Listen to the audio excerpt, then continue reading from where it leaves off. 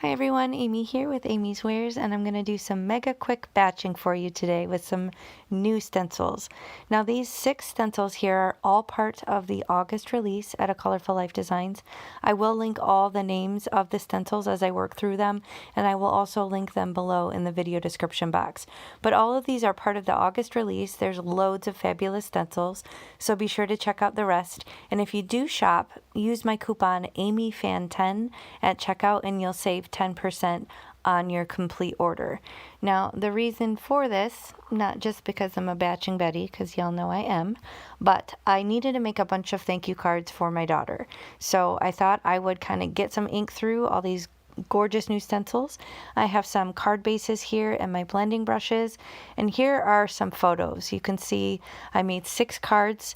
I looked at the finish time of my footage, and it was around 13 minutes. So I made all of these cards in just an exceptionally quick time frame. So if you need to batch a bunch of cards for a donation or for your stash, or if you just want to get some practice ink blending, this is a good idea for you.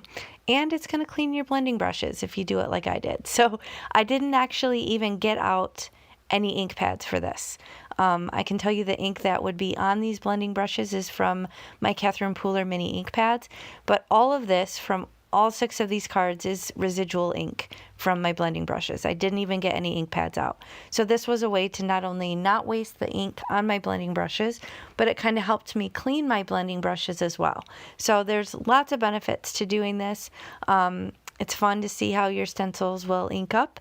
It's fun to obviously batch a bunch of cards.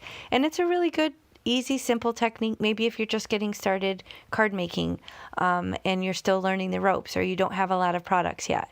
So this is just, as simple as it gets, ink blending through these stencils. That very first one, the Aztec Pattern, I used Pixie Spray, which is a temporary adhesive. It did help hold it down because it had a lot of open slats, but I did not use Pixie Spray on any of the other 5 stencils that I use today. I'm just using these magnets and my glass board, which is magnetized to kind of hold the whole shebang down.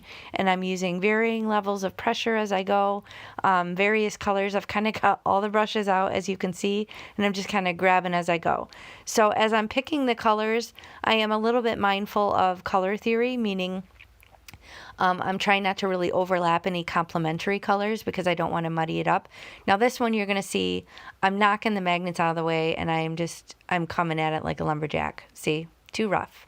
But the way that I'm going to fix this is to kind of come in with a heavier hand with the ink. So one of my solutions, if I kind of shift something because I'm being a little too crazy, is I will just deepen the design. So whether that's, going heavier handed or getting out an ink pad, I just lay down more ink so that the lines are more clearly defined through the stencil, and then it makes my mistake not as noticeable. Other options are you could put your sentiment or your stamping over top of it, or maybe you have a sequin moment if it's just a little tiny spot. This is really subtle, my mistake here. So it was pretty easy to correct it in this case, but there are always ways to work around it. I just realized I missed kind of these corner bits, so I lined it back up, and you can see the little mistakes in there. So the way that I'm going to address it further here is to just tone down the white. I'm using some very light-handed ink blending with this residual ink just to kind of fill in over the white, and it kind of gives it almost a cool distressed look. So that was another way to kind of cover up my mistake in this case. So lots of ways to work around it. You don't need to throw it away.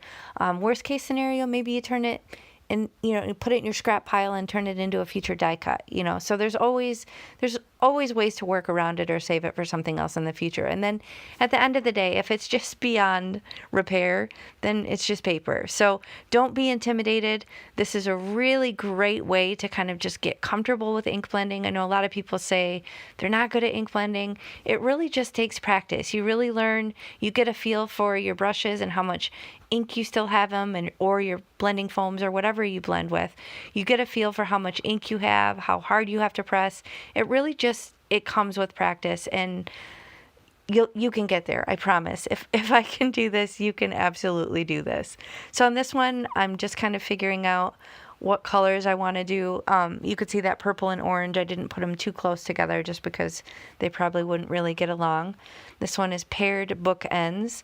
And again, I'm just kind of bumping the magnets out of the way as I go. This is the way I like to use this glass mat. This was a purchase, I believe, this year, so still relatively new.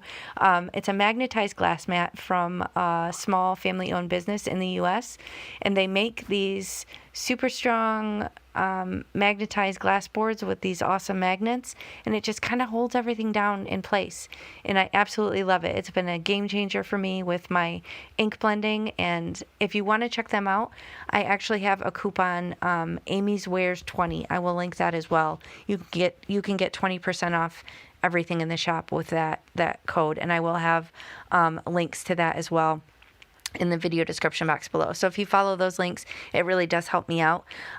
Any affiliate links will be no additional cost to you, but it really does help support me and my channel.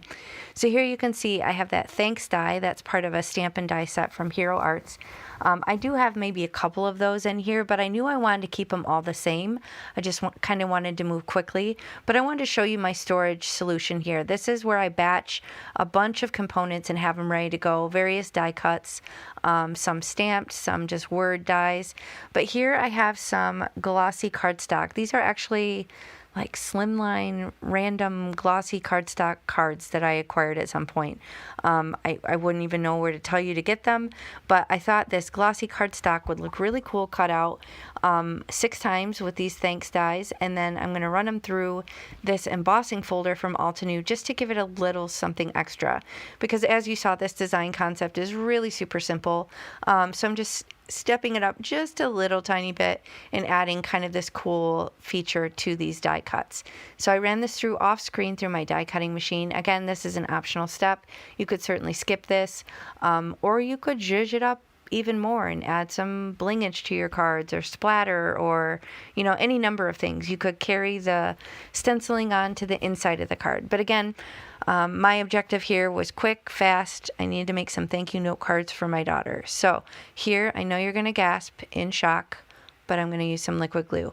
Not sure what got into me, but these letters were a little bit on the fatter side, so I felt like I wouldn't have too much liquid glue oozage. Normally I'm going to probably grab my microdots, but I don't know, I felt like I wanted to use the liquid glue today. So I'm just using my little tweezers there. I'm lining it up, and then I'll put a little block on it to kind of hold it down a moment while that glue kind of attaches to the cardstock.